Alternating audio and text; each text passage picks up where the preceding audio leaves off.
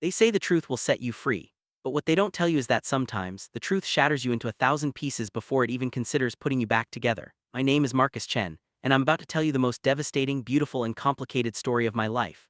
It's a story about living a lie for 43 years, about falling in love with someone who made me feel alive for the first time, about betraying the woman who stood by me through everything, and about discovering a truth so shocking, so impossible, that it rewrote everything I thought I knew about myself, my past, and what love really means. This is the story of how I cheated on my wife and fell in love with the son I never knew I had. I know what you're thinking. And I promise you this isn't what it sounds like. But to understand how we got here, I need to take you back to where it all began. The fluorescent lights of Anderson and Partners Accounting hummed their usual monotonous tune as I stared at the spreadsheet in front of me. Numbers blurred together, profit margins, tax deductions, quarterly projections. My life had become one long spreadsheet, every cell filled with obligations and expectations, color-coded for maximum efficiency and minimum passion. Marcus, you coming to bed? I glanced at the clock. 11:47 p.m. Jennifer stood in the doorway of my home office, her silk robe tied loosely around her waist, her auburn hair falling across her shoulders in waves that I knew I should find beautiful. And I did find her beautiful, objectively, factually beautiful. I just didn't feel it the way a husband should.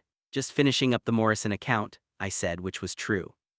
What I didn't say was that I was also avoiding coming to bed, avoiding the intimacy she deserved, avoiding the conversation we'd been dancing around for the past 3 years. Been working late every night this week. Her voice carried that careful neutrality that meant she was hurt but trying not to show it. 20 years of marriage had taught me to read those subtle inflections. Big client, you know how it is.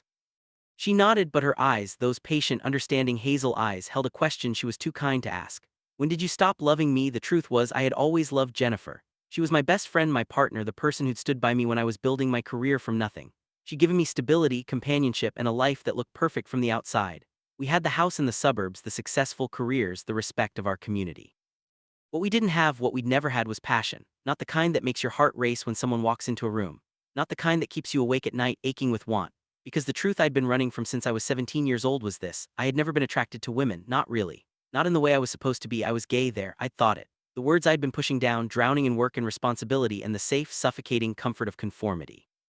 I was a 43-year-old gay man who'd spent his entire adult life pretending to be straight. It started 3 months before everything fell apart at the downtown Starbucks where I'd begun taking my lunch breaks to escape the office.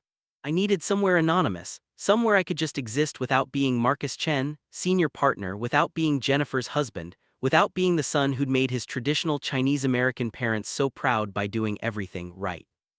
I was waiting for my usual order: black coffee, no sugar, no cream, nothing that would add unnecessary complications to my carefully controlled life. When he walked in, he had dark, unruly hair that fell across his forehead in a way that suggested he'd just rolled out of bed. Olive skin that hinted at Mediterranean heritage. And eyes, God, those eyes, warm and brown like melted chocolate, framed by thick lashes that should have been illegal. He wore a vintage band t-shirt under a worn leather jacket, ripped jeans, and combat boots that had seen better days. He was everything I wasn't. Young mid-20s, I guessed, free unapologetically himself. And when he smiled at the barista, this genuine, radiant smile that lit up his entire face, something in my chest cracked. I couldn't stop staring. He ordered some complicated drink with extra foam and caramel drizzle, laughing as he explained exactly how he wanted it prepared. His laugh was rich and warm, the kind that made you want to laugh with him even if you hadn't heard the joke. Marcus, tall black coffee. I jolted back to reality, grabbing my cup with hands that trembled slightly. This was ridiculous. I was a married man having what could only be described as a teenage crush on a stranger in a coffee shop. I turned to leave, determined to forget this moment, to go back to my spreadsheets and my safe, predictable life. Hey, nice tie. I froze. He was talking to me, those warm eyes crinkling at the corners as he gestured to the navy blue tie I'd worn with my charcoal suit. Paisley pattern, he continued, stepping closer. Most gays go for boring, solid colors, but that's got personality. I like it.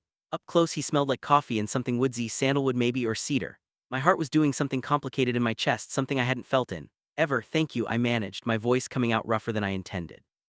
My wife picked it out. Why had I said that? Why had I immediately mentioned Jennifer like a shield, like proof of my heterosexuality? Something flickered across his face, disappointment maybe, but his smile didn't fade.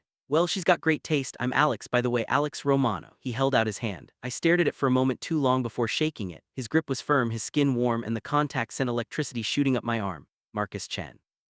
Nice to meet you, Marcus Chen. He held my gaze for a beat longer than necessary, and I wondered if he could see right through me, if my secret was written across my face in letters only other gay men could read. I should get back to work, I said, breaking the connection, practically fleeing to the door. See you around, he called after me. I spent the rest of the day unable to concentrate, that 5-minute interaction replaying in my mind on an endless loop. The way he'd smiled, the warmth in his eyes. The electric current that had passed between us when our hands touched. That night, lying next to Jennifer in our king-sized bed, I stared at the ceiling and admitted something to myself. I was 43 years old and I had never felt attraction like that. Not once. Not even on my wedding day. What the hell was I doing with my life? I told myself I wouldn't go back to that Starbucks. I told myself it was a momentary lapse, a midlife crisis that would pass if I just ignored it and focused on my marriage, my work, my responsibilities. I went back the next day, and the day after that. On the third day, Alex was there again, sitting at a corner table with a laptop and a stack of textbooks. He looked up as I entered, and that smile, that goddamn beautiful smile, spread across his face. Marcus. Black coffee, guy. Before I could stop myself, I was walking over to his table. Mind if I sit, please? He gestured to the empty chair across from him. I could use a break from abnormal psychology. This chapter on attachment disorders is making my brain hurt. You're a student? Graduate student, getting my master's in social work. I want to be a therapist, work with LGBTQ plus youth. He said it so casually, so matter-of-factly, as if being gay was just another normal part of his identity. I felt a pang of something, envy, longing for that kind of self-acceptance. That's admirable, I said. Important work. Yeah, well, I grew up without much support for who I was, figured I could help other kids going through the same thing. He studied me with those perceptive eyes. What about you? What do you do when you're not rocking killer ties? I'm an accountant. Senior partner at Anderson and Partners. Sexy. He grinned, and I couldn't tell if he was teasing. It's not particularly glamorous. No, I'm serious. There's something hot about a guy who's good with numbers. Shows you're smart, detail-oriented, probably amazing at planning things. His eyes held mine, and there was something in his gaze that made my pulse quicken. Was he flirting with me? I should probably get back to work, I said, standing abruptly. This was dangerous. I was a married man and I was sitting here feeling things I had no right to feel. Same time tomorrow? Alex asked, his voice soft, almost hopeful. I should have said no. Should have explained that I was married, that this couldn't happen, that I needed to stop coming here. Instead, I heard myself say, same time tomorrow, over the next month. Our coffee shop meetings became the highlight of my days. We talked about everything: his studies, my work, our favorite books and movies, our childhoods. Alex told me about growing up in a working-class Italian-American family in Boston, about coming out at 16 and being thrown out of his house, about the foster homes and the struggle to put himself through college.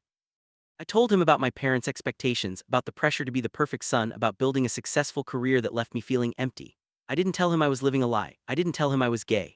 I didn't tell him that every time he smiled at me I felt like I was waking up from a 20-year sleep, but I think he knew. Marcus, he said one afternoon, his hand hovering near mine on the table. Can I ask you something personal? My heart hammered. Okay. You happy in your life, I mean in your marriage? Question landed like a punch to the gut. No one had ever asked me that, not directly, not with genuine concern in their eyes. I started, then stopped. What could I say? That I'd built my entire life on a foundation of denial, that I was so deep in the closet I could see Narnia? You don't have to answer, Alex said quickly. I'm sorry, that was too forward. I see how you carry yourself, how careful you are with everything you say. And I recognize it because I used to be the same way before I came out, like you're constantly performing, constantly hiding. Tears pricked my eyes. I can't, I whispered. I can't be. I have a wife, parents who would disown me, a career, a reputation. I'm 43 years old, Alex. It's too late. It's never too late to be yourself. He did touch my hand then, just briefly, just enough to send warmth flooding through me. But I get it. I'm not trying to pressure you into anything. I just want you to know that if you ever need someone to talk to, someone who understands, I'm here. That night I couldn't sleep. Jennifer's breathing beside me was soft and steady, and I felt like the worst person in the world. She deserved better than a husband who was falling for someone else. She deserved someone who could love her the way she needed to be loved. I got up, went to the bathroom, and stared at myself in the mirror. 43 years old, graying at the temples, lines forming around my eyes. When had I become this person? When had I decided that safety was more important than truth? I pulled out my phone and texted Alex, even though it was 2 in the morning. Are you awake? His response came immediately. Always. UK. Can we talk tomorrow, somewhere private? My place. I'll text you the address. I stared at the message, knowing I was crossing a line, knowing nothing good could come from this. I went anyway. Alex's apartment was exactly what I'd expected. A small studio in a converted warehouse, exposed brick walls covered with movie posters and pride flags, a kitchenette that probably violated several building codes, and a futon that served as both couch and bed. It smelled like incense and coffee, lived in and real in a way my pristine suburban home had never felt. Sorry about the mess, Alex said, clearing textbooks off the futon. I wasn't expecting company. It's perfect, I said, and I meant it. There was something honest about this space, something unapologetically authentic. He handed me a beer and we sat on the futon, close but not touching. For a long moment neither of us spoke. Outside, the city hummed with late-night traffic and distant sirens. So, Alex said finally, what's going on, Marcus? I took a long drink of beer, gathering courage. I need to tell you something I've never said out loud. His voice was gentle, patient. The words stuck in my throat, two simple words that would change everything. I'm gay. Saying it out loud felt like jumping off a cliff, like free falling through space with no idea if there was a parachute. Alex's hand found mine, squeezed gently. I know, you know, Marcus, I clocked you the first day in Starbucks. The way you looked at me, the way you immediately mentioned your wife like you were trying to convince yourself. I've been there, I know what closeted looks like. I laughed, a sound somewhere between relief and despair. Am I that obvious? Only to someone who's looking, someone who recognizes the signs. He shifted closer, his knee pressing against mine. Thank you for telling me. I know how hard that must have been. Never said it before, never admitted it even to myself, not really. The floodgates were opening, 26 years of repression pouring out. I got married because it was what I was supposed to do. Jennifer is wonderful and I do love her, but not the way she deserves. And every day I wake up next to her, I feel like I'm suffocating, like I'm playing a role in someone else's life. Then stop, Alex said simply. Stop pretending, stop living for other people. It's not that simple. I have responsibilities, people who depend on me. And what about you? What about what you need, what you want? His brown eyes searched mine. When do you get to live, Marcus? When do you get to be happy? I don't know if I deserve to be happy, not after lying for so long. Everyone deserves happiness, even people who have made mistakes. His hand moved to my face, cupping my cheek with a tenderness that made my chest ache. Especially people who have made mistakes. I don't know who moved first. Maybe it was both of us, drawn together by something bigger than choice or logic or consequence. His lips touched mine, soft and questioning, giving me every opportunity to pull away. I didn't pull away. I kissed him back with 26 years of pent-up longing, with every fantasy I'd buried, with every truth I'd denied. His mouth tasted like beer and possibility, and when his fingers threaded through my hair I made a sound I didn't recognize, something raw and desperate and free. We broke apart, both breathing hard. I shouldn't have done that, I said, even as every cell in my body screamed for more. I'm married, this is wrong. What's wrong is pretending to be someone you're not. Alex's hand was still in my hair, his forehead resting against mine. What's wrong is living half a life, Marcus. I'm not trying to break up your marriage, I'm not trying to force you into anything, but please, please don't go back to pretending this isn't who you are. I don't know how to do this, I whispered. I don't know how to be this person. Then let me show you. He kissed me again, slower this time, deeper, and I let myself fall into it, let myself feel everything I'd been denying for so long. We spent that night talking, kissing, exploring this new territory with a mixture of excitement and terror. Alex was patient, understanding, never pushing me faster than I could go. He told me about his first boyfriend, his first pride parade, the feeling of finally living authentically. I told him about the night I'd almost kissed a male friend in college, about the years of watching other men and forcing myself to look away, about the shame that had become as familiar as breathing. It doesn't have to be shameful, Alex said, his head resting on my chest as we lay on his futon, the city lights painting shadows across the brick walls. Loving who you love, being who you are, there's nothing shameful about that. I wanted to believe him. God, how I wanted to believe him. The affair, because that's what it was, despite how much I wanted to call it something else, continued for 2 months. 2 months of stolen afternoons at Alex's apartment, of secret phone calls and text messages I deleted immediately, of living two completely separate lives. At home I was Marcus Chen, faithful husband, successful accountant, son who'd made his parents proud. I went to work, came home for dinner, made love to my wife with my eyes closed, imagining someone else. The guilt was eating me alive, but with Alex I was someone different, someone real. We'd spend hours in his tiny apartment, talking about everything and nothing, learning each other's bodies with a hunger that surprised me. He taught me what it meant to be with a man, to let myself be vulnerable, to accept pleasure without shame. He told me about his dreams of opening a practice for LGBTQ plus youth, of making sure no kid felt as alone as he had. I told him about my fantasy of walking down the street holding someone's hand without fear, of going to a pride parade, of just existing without constantly calculating how to appear straight. Come out, Alex urged me one afternoon as we lay tangled together, sweat cooling on our skin. Leave Jennifer, come out, live your truth. We could be together for real, not just these stolen moments. I can't, my parents, my job, my whole life. Your whole life is a lie. His frustration was building and I couldn't blame him. What 25-year-old wanted to be someone's secret? Marcus, I'm falling in love with you, and every time you leave here to go back to her it kills me a little more. Words froze me. Don't, I said, don't love me, I'm not worth it. Late, his eyes shimmered with unshed tears. But I can't keep doing this, I can't keep being your dirty secret, so you need to make a choice. Choose her in the lie or choose me in the truth, but choose. I chose wrong, I chose safety over honesty, comfort over courage. I told Alex I needed time to think, time to figure things out. What I really needed was to be less of a coward. I stopped going to his apartment, stopped responding to his texts, tried to focus on my marriage, on being the husband Jennifer deserved. It lasted 2 weeks, 2 weeks of feeling like I was dying inside, like I'd severed a limb and was slowly bleeding out. 2 weeks of Jennifer asking if I was okay, if something was wrong, her worried eyes following me around our picture-perfect house. 2 weeks before I showed up at Alex's door at midnight, drenched from the rain, shaking. I can't do it, I said when he opened the door. I can't live without you, I'll tell Jennifer, I'll come out, whatever it takes, I'll do it, just please don't give up on me. He pulled me inside, kissing me with a desperation that matched my own. I could never give up on you. We made love that night with intensity that felt like claiming and being claimed, like burning and being reborn. And afterward, as I lay in his arms, I knew there was no going back. I had to tell Jennifer the truth. I planned to tell Jennifer the next evening. I rehearsed the words 100 times in my head. I'm gay, I'm in love with someone else, I'm so sorry. But when I walked into our house that night, Jennifer was sitting at the kitchen table, her face pale, a piece of paper trembling in her hands. Jennifer, what's wrong? She looked up at me, and I'd never seen her look so broken. I got a call today from a private investigator. My blood ran cold. What? Your mother hired him. She suspected you were having an affair. Jennifer's voice was eerily calm, the kind of calm that comes before a complete breakdown. He followed you to an apartment downtown. He took photos of you, with a man, world tilted. Jennifer, are you gay? The question was direct, cutting through all my carefully prepared speeches. Just tell me the truth, Marcus, are you gay? There was no point in lying anymore, no point in protecting the facade. Yes, she flinched like I'd slapped her. How long? Always.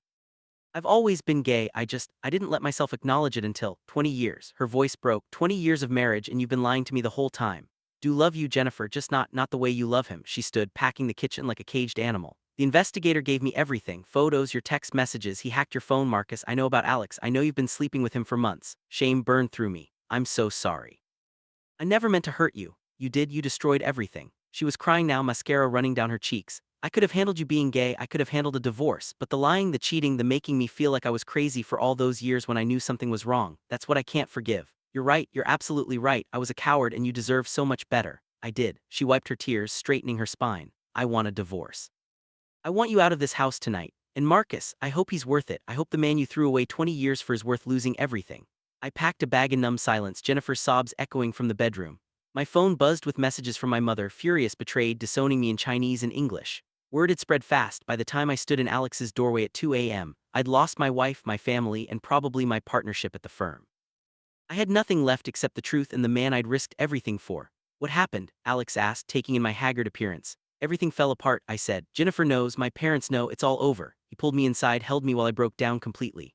I'm so sorry, but Marcus, you're free now, finally free to be yourself. Free. The word felt hollow. I'd hurt everyone I loved in the name of freedom. There's something I need to tell you, I said, pulling back to look at him. Something I should have said weeks ago. What? I love you, Alex. I'm completely, terrifyingly in love with you. His face lit up, that beautiful smile I'd fallen for in a coffee shop. I love you too, and we're going to get through this together, okay? I promise. He kissed me, and for the first time in my life I kissed someone with nothing to hide, nothing to fear, nothing to prove. Just love, pure and simple and real. I had no idea how wrong I was about what was coming next. 3 weeks after moving in with Alex, life had settled into a new rhythm. I'd taken a leave of absence from work, been pressured to resign, started therapy to deal with decades of repression, and begun the painful process of rebuilding my life from scratch. Alex was my anchor through it all. He held me when I cried about losing Jennifer, about disappointing my parents, about throwing away the only life I'd ever known. He made me laugh when the darkness threatened to swallow me. He showed me what it meant to live authentically, to walk down the street holding hands, to simply exist without apologizing for who I was. We were planning our future. I was going to start a small accounting practice from home. We get a bigger apartment together. Maybe adopt a dog, build something real, something honest. Then my phone rang. Mr. Chen, the voice was professional, female, unfamiliar. This is Sharon Michaels from the Massachusetts Adoption Registry. I'm calling regarding a DNA match in our system. My stomach dropped. I'm sorry, there must be some mistake. I've never registered with any adoption service. But a child you fathered did. Your DNA was in our law enforcement database from a minor traffic incident 5 years ago. It triggered an automatic match when someone searched for biological parents. The room spun. That's impossible. I've never fathered a child. I'm gay. According to our records, 25 years ago you had a relationship with a woman named Maria Romano. She gave birth to a son and placed him for adoption. Maria Romano. The name hit me like a freight train. My college girlfriend, the woman I'd dated for 6 months in a desperate attempt to prove I was straight. We'd slept together exactly once, awkward and clinical, both of us drunk at a party. She transferred schools shortly after and I'd never seen her again. Oh my God, I whispered. Young man's name is Alexander Romano. He's been searching for his biological parents for 2 years. He registered his DNA with multiple databases. Would you be willing to speak with him? Alexander Romano. Alex, the man I was in love with was my son. The phone slipped from my numb fingers. Alex looked up from his textbook, concern crossing his face. Marcus, what's wrong? You look like you've seen a ghost. I couldn't speak, couldn't breathe. Couldn't process what I'd just heard. Baby, you're scaring me. What happened? We need to talk, I managed, my voice coming from somewhere far away. We need to. Alex, sit down, please. He sat, reaching for my hand, those warm brown eyes filled with worry. Those eyes I now recognized, the same shape as mine, the same color as my mother's. How had I not seen it? There's no easy way to say this. Tears were already streaming down my face. That phone call, it was from an adoption registry. They found a DNA match. DNA match? For what? For you. I took his hand, holding it tight even as I felt him starting to understand, to pull away. Alex, 25 years ago, I had a relationship with a woman named Maria Romano. We slept together once. She got pregnant and gave the baby up for adoption without telling me. Color drained from his face. No, no, that's not possible. My birth mother's name was Maria, but Maria Romano, from Boston. She would have been 19, a sophomore at Boston University. Stop. He yanked his hand away, standing, backing toward the door. This isn't funny, Marcus. This isn't a fucking joke. I wish it was. I was sobbing now, my whole body shaking. Alex, I'm your biological father. We've been sleeping together and you're my son. He made a sound like a wounded animal, his hand flying to his mouth. I'm going to be sick. He ran to the bathroom.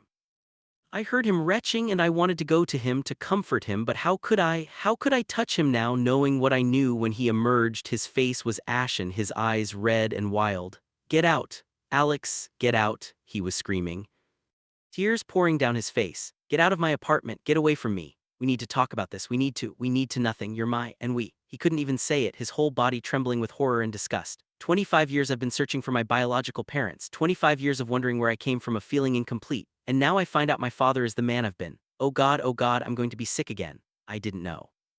I was begging now, desperate. Alex, I swear to you I had no idea. If I had known, if you had known what, you would have told me when we met, before you kissed me, before you, he broke off, pressing his palms against his eyes. This can't be real, this can't be happening. I love you. The words came out broken, useless. Don't, he pointed at the door, his whole body shaking. Don't you dare say that to me, get out now and don't ever contact me again. I left, what else could I do? I walked out into the rain. It was always raining in my tragedy, apparently, and kept walking until I ended up in a park, sitting on a bench, staring at nothing. I had fallen in love with my son. I had left my wife, destroyed my career, come out to the world, all for a relationship that was so fundamentally wrong it defied description. The universe was punishing me for all my lies, all my years of cowardice. This was my reckoning. I pulled out my phone and called the only person who might understand, who'd been through something similar when her brother had accidentally dated their long-lost half-sister. Jennifer. She was silent for a long moment. I thought she'd hang up. Marcus, it's 3 in the morning. I know, I'm sorry, I didn't know who else to call. What happened? Her voice was guarded but not cruel. I told her everything. The DNA test, the revelation, Alex's reaction. When I finished, she was crying. Oh Marcus, oh my God, I'm a monster, I said. I fell in love with my own son. You didn't know, Marcus, you didn't know. That make it better? Does that change what happened? No, but it means you're not a monster, just incredibly unlucky. She paused. What are you going to do? I don't know. Alex doesn't want to see me. I've lost everything, you, my parents, my career, and now the one person who made me feel like I could survive all of that. You need to give him time, Jennifer said gently. This is traumatic for both of you, let him process it. And Marcus, get therapy, intensive therapy. This is beyond anything you can handle alone. She was right, of course, she was always right. 6 months passed. 6 months of intensive therapy, of grief counseling, of learning to live with a truth that seemed designed to destroy me. I found a new therapist who specialized in LGBTQ+ issues and trauma, Dr. Lisa Chen, no relation, who helped me understand that what happened wasn't some cosmic punishment for being gay. You didn't do anything wrong, Dr. Chen told me in one of our sessions. Yes, you lied to Jennifer and that was harmful. Yes, you should have come out sooner, but falling in love with Alex, that wasn't incest in the intentional sense. You had no way of knowing. There's a term for this, genetic sexual attraction. It happens when blood relatives meet as adults without knowing they're related. That doesn't make it less wrong, but it makes it human, makes it an incredibly tragic situation rather than a moral failing. I joined a support group for people who'd come out later in life. Heard stories from other men who'd spent decades in straight marriages, who'd lost everything when they finally lived their truth. Their courage inspired me to keep going. I started a small online accounting practice, working with LGBTQ+ nonprofits at reduced rates. It wasn't much, but it was honest work that helped my community, and I wrote letters to Alex. Letters I never sent because he'd asked me not to contact him.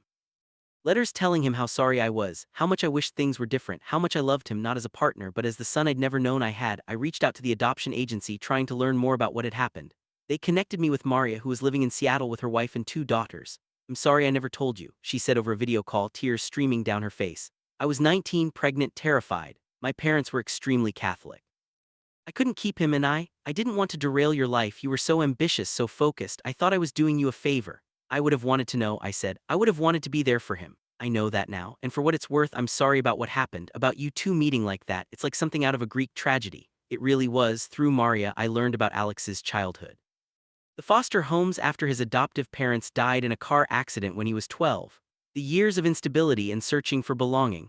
The decision to become a therapist so he could help other kids who felt lost. No wonder he'd been searching for his biological parents so desperately. He'd been trying to find an anchor, a sense of belonging, and I'd given him the worst answer possible. It was Jennifer who convinced me to reach out again 9 months after the revelation. He's had time to process, she said over coffee. We've been rebuilding our friendship slowly, carefully. And you both need closure, real closure, not this open wound. What if he doesn't want to see me? Then you'll have your answer. But Marcus, you're his father. He spent his whole life looking for you. That doesn't just go away because the circumstances are complicated. I sent one email, Alex, I know you asked me not to contact you and I've respected that for 9 months. But there are things I need to say and I hope you'll give me the chance to say them in person. No pressure, no expectations, just one conversation. If you're willing, I'll be at the Starbucks where we met every day at noon for the next week, your father.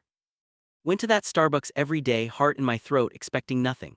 On the 6th day Alex walked in, he looked older, thinner, shadows under those beautiful brown eyes, but he was there. He sat down across from me without ordering anything. I'm in therapy, he said without preamble. Intense, 3 times a week therapy to process what happened. Me too, I said. I'm so sorry, Alex, for everything, apologizing. His voice was tired but not angry.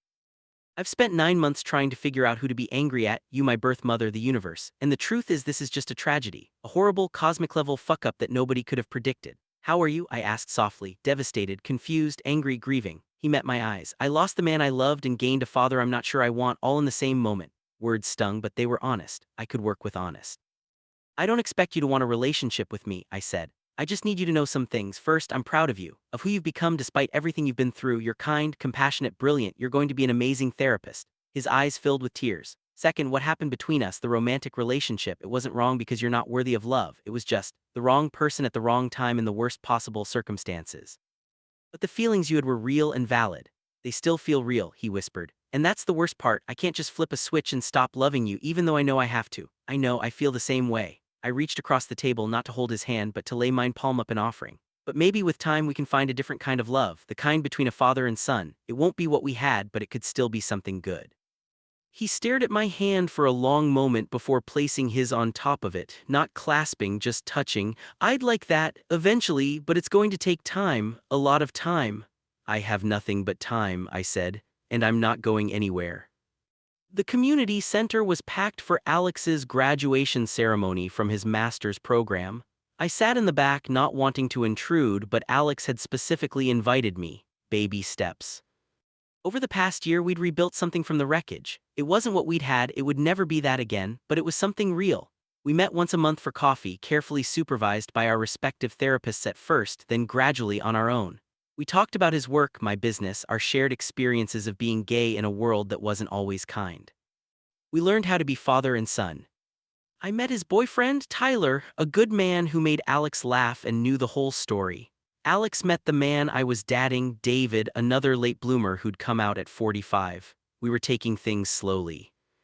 Both of us carrying trauma but willing to try again. When Alex's name was called, I stood with everyone else clapping until my hands hurt.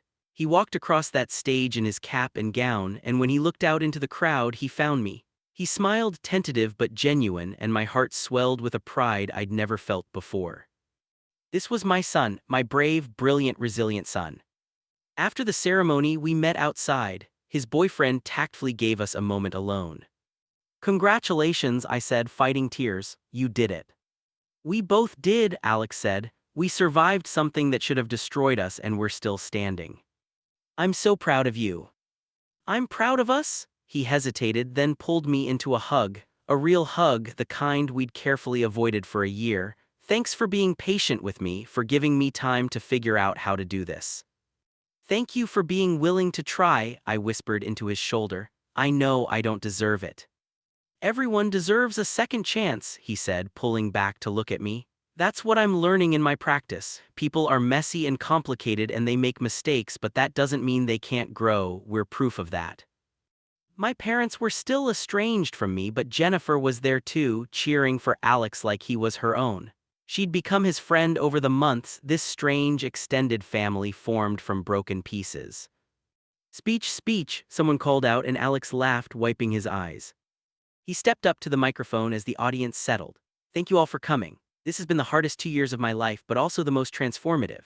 I started this program wanting to help LGBTQ+ youth who felt lost and alone. Along the way, I learned that sometimes the families we're born into aren't the ones we need. And sometimes, the families we build from the ashes of trauma and mistakes can be stronger than anything biology could create. He looked at me, at Jennifer, at Tyler. I found my biological father this year, but I also found something more important. I found myself. I learned that healing is possible even from the most impossible situations, and I learned that love comes in many forms and they're all valid. The crowd erupted in applause. I was openly crying now, not even trying to hide it. After the reception, our little patchwork family went to dinner. Me, Alex, Tyler, Jennifer, David, and Maria, who'd flown in from Seattle.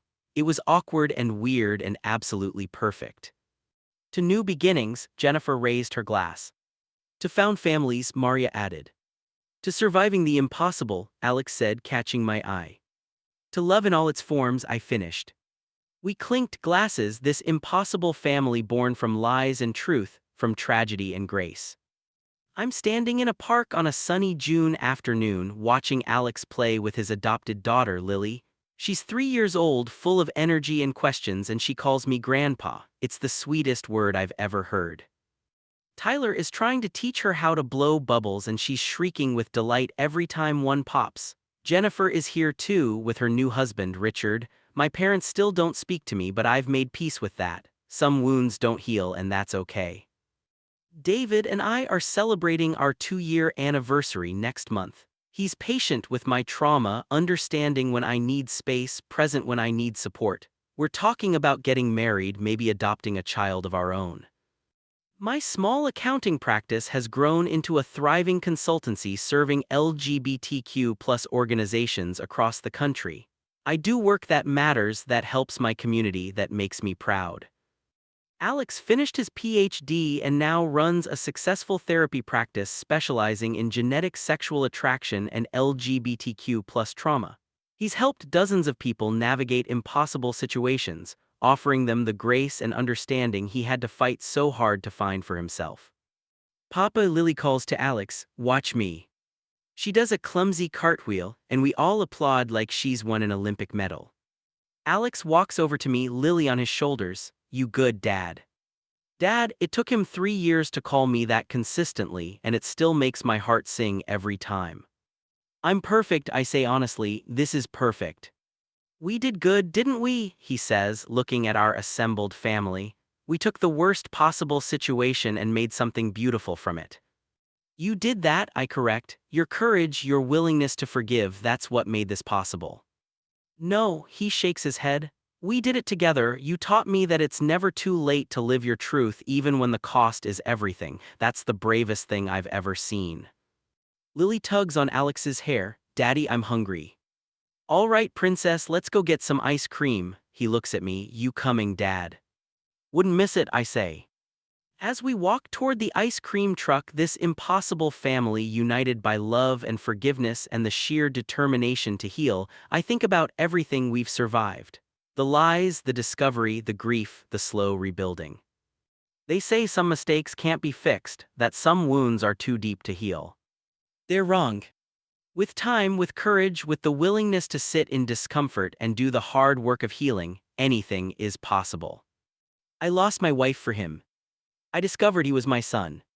And somehow, impossibly, we found our way to love.